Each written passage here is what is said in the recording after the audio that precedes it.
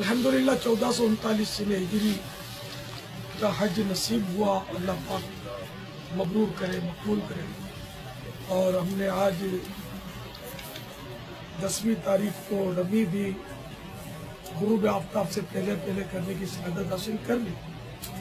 اور مینا میں حلق یا تقصیر کروانا سنت ہے، اور حدود حرم میں کہیں بھی کرے تب بھی واجب ادا ہو جائے گا. ہاں، حرم کے باہر کریں گے تو دم واجب ہوگا. تو یہ کام جو کرنا ہے قربانی سے فارغ ہو کر، الحمدللہ آج مغرب کی نماز سے پہلے ہی ہماری طرف سے قربانی ہو گئی تھی. جو ہم تمتع کیا ہے، حج تمتع قران والے کے لیے تو قربانی واجب ہوتی ہے، افراد والے کے لیے مستحب. قربانی سے فارغ ہو کر قبلے کی طرف منہ کر کے استائی بھائی حلق کریں، یعنی تمام سر کے بال منڈوائیں یا تقصیر کریں، یعنی کم از کم چوتھائی سر کے بال انگلی کے پورے کے برابر کٹوائیں. 2-3 جگہ سے چند بال کینچی سے کاٹ لینا کافی نہیں. حلق ہو یا تقصیر سیدھی طرف سے شروع کیا جائے. حلق مانے ٹنڈ کروانا، پورا صاف کروانا. اس کے لیے 3 بار رحمت کی دعا پیارے آقا صلی اللہ تعالی علیہ وآلہ وسلم نے فرمائی.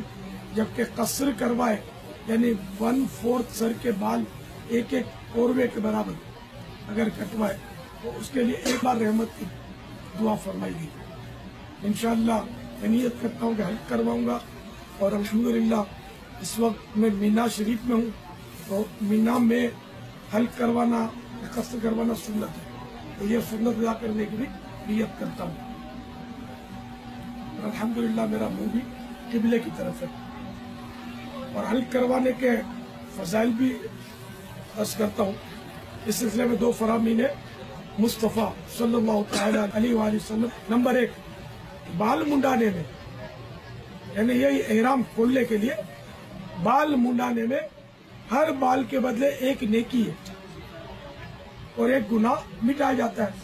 نمبر 2، سر منڈانے میں جو بال زمین پر گرے گا وہ تیرے لیے قیامت کے دن نور ہوگا. اب بیچوں بیچ سے سیدھی طرف سے اللہ اکبر، اللہ اکبر، لا الہ الا اللہ، اللہ اکبر، اللہ اکبر، وللہ الحمد. اللہ